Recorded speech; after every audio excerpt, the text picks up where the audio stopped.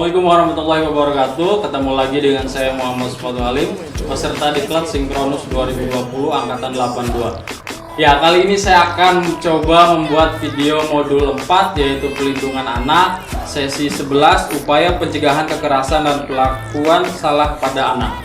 Saya akan mengambil pada langkah 5 yaitu deteksi dini kekerasan seksual. Cek itu.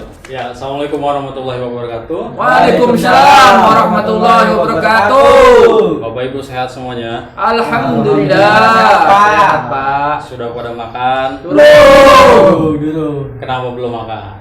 Ya, buru Berasa. Pak. Supaya tanggal nanti dulu. insya Allah, Betul, Pak. ya, nanti insya Allah BPNT besok keluar, katanya tanggal 5 keluar ya. Nanti silakan ditunggu aja. Oh, tanggal 5. Ya, tanggal 5. Semangat nih. Nah, hari ini kita akan belajar lagi. Kemarin masih ingat ya, kita belajar modul perlindungan anak sesi 11 langkah 4 kemarin ya, jenis dan contoh kekerasan dan perlakuan salah atau body mapping. Nah, sekarang kita akan lanjutkan pada langkah 5 yaitu deteksi dini kekerasan seksual. Ya, Bapak Ibu ya. Nah, sebelumnya saya ucapkan terima kasih nih Bapak Ibu udah datang. Kita belajar lagi supaya apa? Kita belajar bareng-bareng lagi supaya kita nanti dalam kehidupan sehari-hari ada yang perlu dirubah, Bu. Ya, kemarin tuh ya, kemarin dari bulan-bulan kemarin kita udah belajar macam-macam ya. Belajar masalah gizi, belajar masalah ekonomi. Nah, ini Ibu Sunenti nggak pernah hadir sih. Iya, hadir. Kemarin nggak hadir ya. Iya. Jadi ya punten lupa. Pak, jadi potong. Tenang, Bu. Alasan aku lupa. Iya.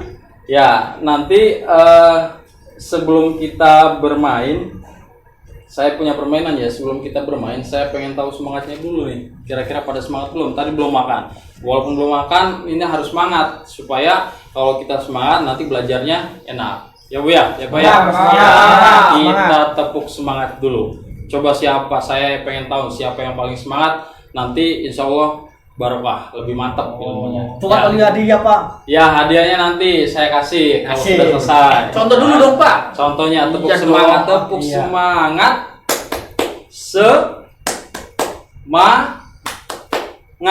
Semangat. Ada mungkin. Iya, itu. Kayak di PTV kan ya? Iya, biar semangat. Coba ya, coba. Tepuk semangat. Semangat. Tuh kan, Ibu Suneti kemarin nggak hadir, masih salah aja jadinya. Iya, Pak. Tuh, ada kan, Pak. Ya, coba bareng-bareng sekali lagi. Tepuk semangat. Semangat. Ya, Masya Allah luar biasa. Pak salah baik hadir Ya, terus. oke. Nah, sekarang kayak gini nih, Bu ya. Saya ada note paper ya Bu ya. Nih, kertasnya nanti ini bisa ditempel. Saya akan bagikan satu kertas ini tulisannya beda-beda nih Pak Bu. Nah, tugasnya Bapak Ibu siapkan nanti ditempelkan di bawahnya aja nih Bu, di sini, sini. Kira-kira menurut Bapak Ibu tulisan yang ada di sini ini masuknya kriteria mana? Ya, nggak apa-apa salah juga Bu. Nanti kita akan koreksi bareng-bareng. Ya, paham ya Bu ya? Nanti silakan dibaca dulu kira-kira masuknya mana.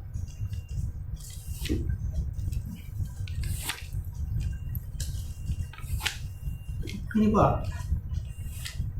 Siapa nih? Mau dua? Dua. Wah. Wah. Terakhir siapa? Itu, Pak. Di belakang tuh. Oh, itu nantilah mau izin katanya, mau nyusuin anaknya dulu. Iya, Ibu Sarkem itu. Iya, Ibu Sarkem. Apa itu? Punya balita soalnya ya Bu ya? Iya. Ya, silakan dibaca dulu. Nanti kalau sudah kita tempel-tempel. Coba sambil dilihat sambil dibaca ya. Di sini di tembok saya sudah tempelkan. Yang pertama adalah gejala atau tanda-tanda fisik. Yang kedua adalah gejala dan tanda-tanda psikis. Yang terakhir gerakan-gerakan tak wajar. Ya. Karena hari ini kita akan belajar deteksi dini kekerasan seksual, Bu. Pak, jadi kita akan mendeteksi dulu kira-kira kertas-kertas yang sama Bapak Ibu itu masuk ke yang mana. Siap. So, silakan dari Ibu Sunenti, silakan ditempelkan. Ya, boleh. Sudah, Pak. Oke, terima kasih. Aduh, Ibu Kurnia, coba Ibu Kur. Kita Pak. Ya. Sirik kesini Pak. Oh, ibu disisip. Ya, Iya, ribut. Ya. Tuh. La ilaha illallah. Oh. Mantap lah. Ya. Pada urusan boleh. Pak, izin Pak ke belakang Pak. Waduh. Sarkem izin kok sarkem. Pak Punten Pak itu Pak ambilin selotip Pak. Ya, terima kasih. Kipas ini Pak, Presiden. Oh, iya, sulit. kipas. Konsentrasi. Betul ya. Coba Bapak Purwanto. Wanti Pak. Oh iya, sok di mana Pak? Bener beli kuno, pas. Wis enak wis. Ya, terima kasih. Terakhir, Sarkem. Ibu Sarkem Bu. Sarkem iki. Kom, ye. Maju sijiku. Kita Pak. Iya. Orang ngerti di Pak. Ayo nyampe orang bisa baca bisa Sarkem ta. Kita upah tahu di Pak. Ya, si penting mah aja buta hati ya Bu ya. Buta huruf mah bisa belajar Bu. Bakal buta hati kan ya Bu ya. Iya, Pak. Iya. Ayo Bu, Bu Sarkem. Kita dikit ah. So. Sarkem mo. Sarapannya dari Singapura nih. Waduh ya, aduh nembak Iya. pesawat ya Bu. Sarapannya bongkot tak bubur. Sudah, Bu Sarkem, ayo Bu, terakhir Bu. Bisa Sarkem. Kita, Pak. Ya, Ya wes, bagian kita. awas ngalangi segala-gala. Yang Bu, belum itu betul. Iya. Kalau gini, Bu Sarkem tadi gede ya, di tengah. Oh iya Pak ya. Iya, Siapa? bisa ini bolong.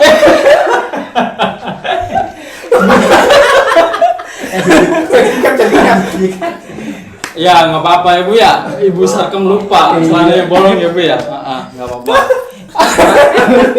Orang waktu Oh, iya. Kita bahas nih Bu. Terima kasih Bapak Ibu tadi sudah menempelkan. Yang pertama ada yang menempelkan di gejala tanda-tanda fisik. Yang kedua gejala tanda-tanda psikis. Yang ketiga gerakan-gerakan tak wajar. Coba tipe-tipe dari 3 gejala ini atau gerakan ya Bu ya. Sekarang kita akan belajar bersama. Kita koreksi, dilihat nih Bu. Kira-kira bener nggak Ibu nempelinya? Yang pertama ini Bu Suneti nih nempelin rasa panas dan nyeri di area genital, bener nggak? Betul ya, karena merupakan tanda-tanda dari fisik ya Bu ya. Kemudian tubuh menekuk, betul nggak? Salah itu, Tubuh Pak. menekuk. Tubuh menekuk. Ya, seksual tubuh itu, menekuk. Pak. Bukan. Itu maksudnya ke apa? Gerakan tidak wajar ya? Gerakan tidak wajar. Oke, kita pindah ke sini. Ini, Bu, salah. Bu. Siapa itu tadi tuh? Oh, Ibu Pur. Ibu Pur ya? Iya. Aduh, Ibu Pur nih. Pur. Kemudian cedera pada buah dada. Di mana nih? Benar, Pak. Betul ya, fisik Fisik, ya, Pak, ya. fisik ya. Kemudian cara jalan tak wajar. Maksudnya apa? Cara jalan tak wajar. Benar, Pak. Jalan tak wajar. Betul ya? Fisik. Ya, fisik. Oke, ini udah benar semua. Kemudian gejala tanda-tanda psikis. Anak pendiam, betul? Betul. Betul ya, karena kena fisiknya ya, psikisnya ya Bu ya. Kemudian kepala tertunduk ke dalam, betul nggak? Duduk Pak, duduk. Bukan ya, salah ya. Itu set. Maksudnya ke Soalnya dalam. tak wajar. Tak wajar. Tak wajar ya. Bang bebas udah Pak. Iya, aduh, Ibu. Libe sih, bukan Kemudian sulit konsentrasi dan sulit belajar. Ke psikis, ya kan? Betul ya? Ya, betul. Bagus. Fokus berarti Ibu nih. Mata berkedip-kedip. Betul. Betul? Betul. Nggak wajar ya Bu ya? Sulit tidur dan mimpi buruk. Gejala psikis. Psikis. Sini ke tengah Bu. Ibe bubur. Tuh. Salah lagi Aduh, bubur. bubur nih, ngantuk nih bubur. Kemudian kepala tertunduk ke dalam, betul? Salah. Gerakan tak wajar? Betul. Betul ya, oke. Nggak apa-apa ya Bu ya, kita juga sama-sama belajar nih Bu. Ya, Bapak Ibu, tadi kita sudah menempelkan ya kertas di situ. Sekarang kita akan mengulas mengenai tanda-tanda terjadinya kekerasan seksual. Tadi seperti yang Bapak Ibu tempel tadi itu ada 3. Yang pertama dilihat dari gerakan-gerakan tak wajar, kemudian dilihat dari gejala fisik, dan yang terakhir adalah tanda atau gejala psikis. Nah, tadi Bapak Ibu kan sudah menempelkan di dinding ya, saya kasih kertas satu-satu tuh yang warna hijau. Nah, coba kita lihat nih secara lengkapnya nih ya Bapak-bapak, Ibu. Iya, Pak. Yang pertama adalah kedua bahu terangkat sehingga menutupi leher. Ini gerakan refleks seseorang untuk melindungi tubuhnya. Tuh, jadi kedua bahunya terangkat, Pak. Bu, ya kayak melindungi diri, ya. Takut itu termasuk ke dalam gerakan tak wajar. Kemudian kepala tertunduk ke dalam. Nunduk kepalanya itu. Kedua tangan dan kedua kaki menyimpul erat, lutut tertekuk ke dalam, tubuh menekuk, mata berkedip, wajah pucat pasif dan lain sebagainya. Nah, itu semua masuk ke dalam gerakan-gerakan yang tak wajar. Jadi secara tidak langsung mereka mendapatkan semacam trauma fisik, ya. Trauma fisik. Kemudian yang kedua, nah kita lihat nih di gejala fisiknya. Nah, apa saja? Yang pertama adalah sakit jika memakai celana dalam dan mengeluh kesulitan atau kesakitan saat BAB dan BAK. Nah, jadi mohon maaf nih ya, bukannya kita jorok ya, tapi memang ini adalah edukasi. Jadi kalau misalkan karena dari gejala fisik kita lihat nanti ya, karena itu kan biasanya tindak kekerasan seksual itu ya, Pak ya. Dan kekerasan seksual itu akhirnya yaitu salah satunya organ vitalnya merasa kesakitan. Beda dengan suami istri yang melakukan hubungan intim, karena itu kan sama-sama enak loh. Sama-sama ya Bapak nih. Jangan ya Pak ya. Sama-sama ingin gitu kan. Kalau tindak kekerasan itu kan karena paksaan. Iya, betul. Cedera pada buah dada, bokong, perut bagian bawah, paha, sekitar alat kelamin atau dubur karena paksaan itu tadi.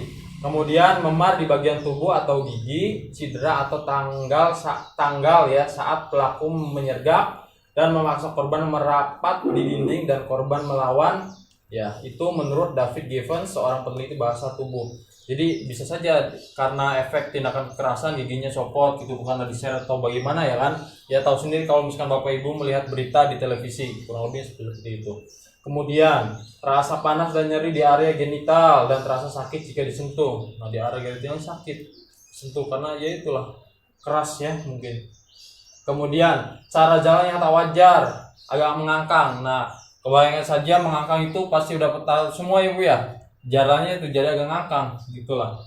Kemudian ditemukan bekas bercak darah atau cairan di celana dalam anak, dan kemungkinan ditemukan bagian pakaian yang robek atau kancing yang lepas karena ditarik paksa.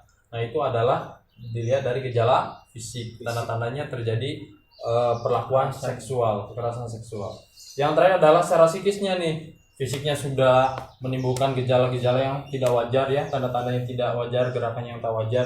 Nah, dari psikisnya, anak berubah ekspresi, pendiam, cemas, gelisah, mengurung diri, takut ditinggal sendirian. Anak yang tadinya ceria, riang, gembira gitu, banyak bercanda dengan teman-temannya, tiba-tiba menjadi pendiam, cemas, gelisah. Nah, ini perlu diwaspadai Bapak Ibu. Apakah ada di lingkungan Bapak Ibu? Apakah ada di anak-anak kita? Itu harus diperhatikan. Bisa saja itu adalah salah satu ciri dari tanda-tandanya kekerasan seksual.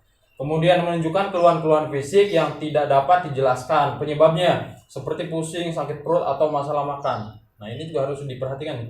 Jangan sampai ada gejala seperti ini kita sebagai orang tua cuek-cuek saja, ya Pak ya? Iya betul.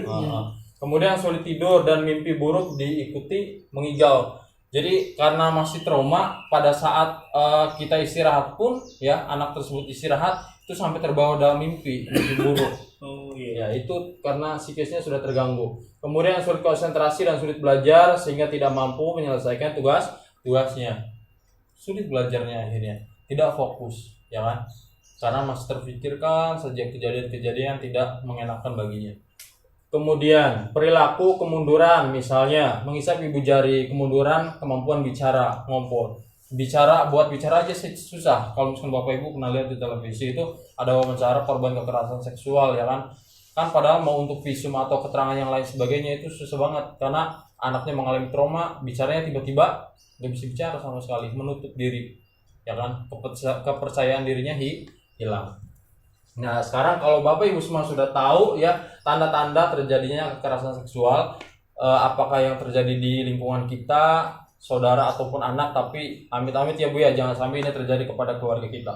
Nah, sekarang kita lihat nih sikap dan perilaku orang tua jika anak-anak mengalami gejala kekerasan seksual. Apa saja? Nah, sekarang saya minta tolong nih Pak. Coba Bapak Jenuri baca Pak yang pertama sampai yang ketiga nih Pak. Yang pertama adalah tidak panik, tidak marah. Kemudian peluklah anak erat-erat untuk menunjukkan bahwa Anda sangat menyayangi Betul. mereka. Yang ketiga, Sampaikan bahwa tidak ada satu orang pun yang boleh menyakiti mereka, ya. dan apapun yang terjadi akan tetap memberikan perlindungan. Allahu Akbar. Oke, terima kasih ya Pak ya. Jadi yang pertama, kita sebagai orang tua kalau menemui kasus seperti itu jangan sampai kita panik, apalagi langsung memvonis marah-marah, itu kan nggak boleh. Ya. Nanti kita belajar lagi tuh adalah hak-hak dasar seorang anak, yaitu mendapatkan kasih sayang dari kedua orang tua. Ya kan? Jadi ini nggak usah panik, jangan marah, awas. Apabila kita terjadi melihat tanda-tanda Majelis yang di atas. motivisannya Pak. Iya, jangan Bu, Pak.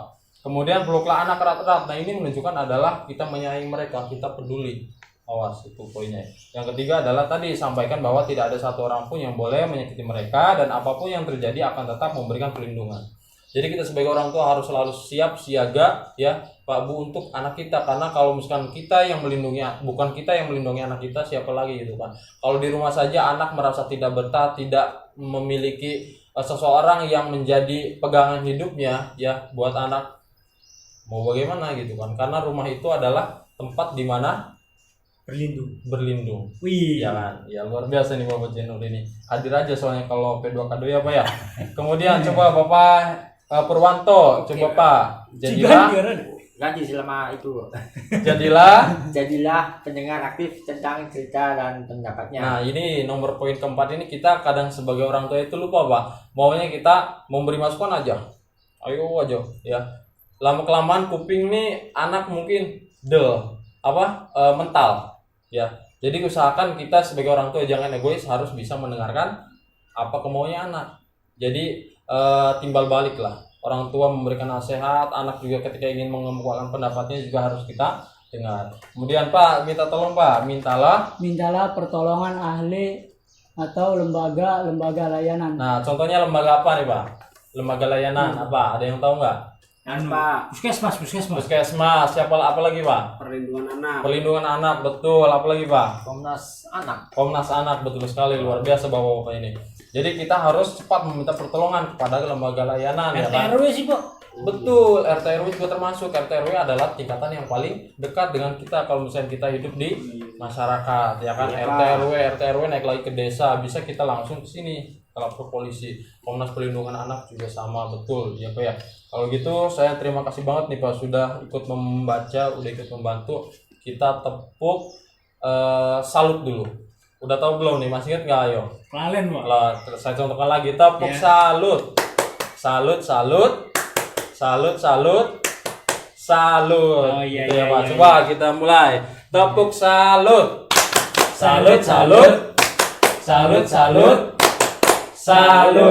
Ya, luar biasa. Nah, kalau kita sudah tahu, Namun dana tepuk salut sama semangat Pak. iya, bisa dipelopori oleh Bapak nanti.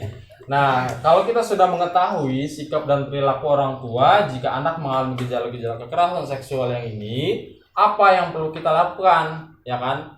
Nah, ini hal-hal praktis agar anak terhindar dari kekerasan seksual. Yang pertama, coba perhatikan lagi. Ajarkan anak mengenal bagian tubuh sensitif. Mulut, leher, dada, daerah selangkangan, pantat itu adalah daerah-daerah sensitif yang tidak boleh dipegang oleh orang lain selain dirinya sendiri, termasuk ayahnya bagi anak perempuan, termasuk ibunya bagi anak laki-laki. Ya kan? Paham ya Bu ya? Pak, paham? Ya, yang kedua, ajarkan anak untuk berani mengatakan no atau tidak, ya kan? Atau jangan, atau lari, ya kan? Ketika ada orang yang ingin menyentuh bagian tubuh sensitif. Kasih tahu anak kalau misalkan ada yang menyentuh, nggak mau, jangan, nggak boleh. Kalau nggak kita langsung lari, ngasih tahu anaknya harus lari. Kalau ada orang asing megang-megang bagian ini ya kan, pantat, dada, ya kan, alat vital, leher apa, dia harus kasih tahu jangan, nggak mau, nggak boleh, atau nggak lari. Kemudian pastikan jalur yang dilalui anak adalah tahu keluar rumah aman. Jadi kalau misalkan lari, jangan sampai larinya malah ke gang buntu, misalkan jalan buntu yang tidak ada jalan lagi, justru itu kan terperangkap nanti ya. Kemudian pastikan anak selalu dalam pengawasan orang tuanya, termasuk dalam kegiatan online atau internet. Nah, kita lagi zamannya corona, anak-anak main handphone terus, jangan sampai kita lalai ya kan. Bentang-bentang online kitanya ya udah aja biarkan saja kan. Nah, ini harus dipantau nih sebagai orang tua. Kemudian pastikan anak bersama orang yang dikenal dan dipercaya. Jangan kita mempercayakan anak pada saat bermain kepada orang lain. Harus mempercayakan dengan orang-orang yang kita kenal saja. Omnya, ya kan, kakeknya atau siapa lah, lingkungan yang terdekat. Boleh orang lain asalkan kita sudah mengetahui, ya. Oke. Ini paham gak nih? Pada diem aja.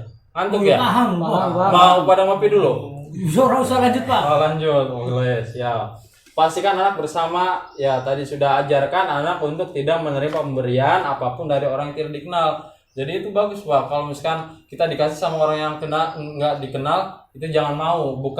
Bukan kita tidak sopan, tapi kita boleh menolaknya dengan secara halus. Misalnya ngasih tahu ke anak nih, nak, adek, kakak, kamu kalau misalkan dikasih sama orang lain yang tidak dikenal, sama kamu, sama ibu, gitu kan, sama orang asing, intinya jangan mau diterima, nggak mau gitu, nah, ya nggak boleh diterima.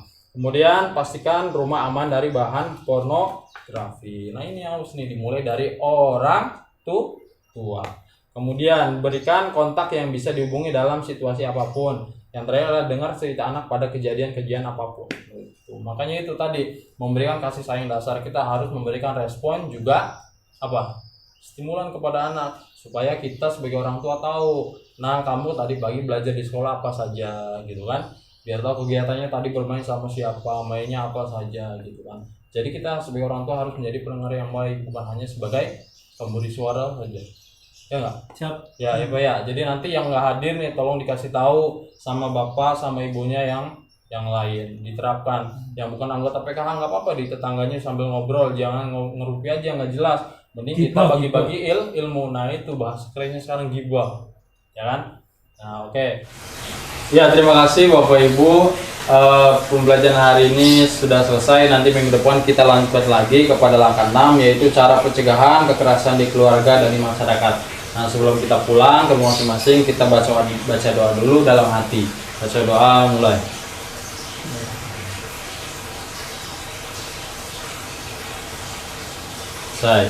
Ya terima kasih Bapak Ibu. Cukup sampai di sini. Assalamualaikum warahmatullahi wabarakatuh. Waalaikumsalam warahmatullahi wabarakatuh. Ya sekian video dari saya, semoga bermanfaat. Akhir kata, wassalamualaikum warahmatullahi wabarakatuh. PKH mantap. Abang jago, sorry bang jago, ampun bang jago.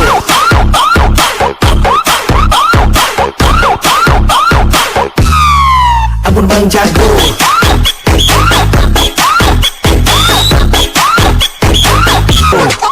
Abang jago, sorry bang jago, ampun.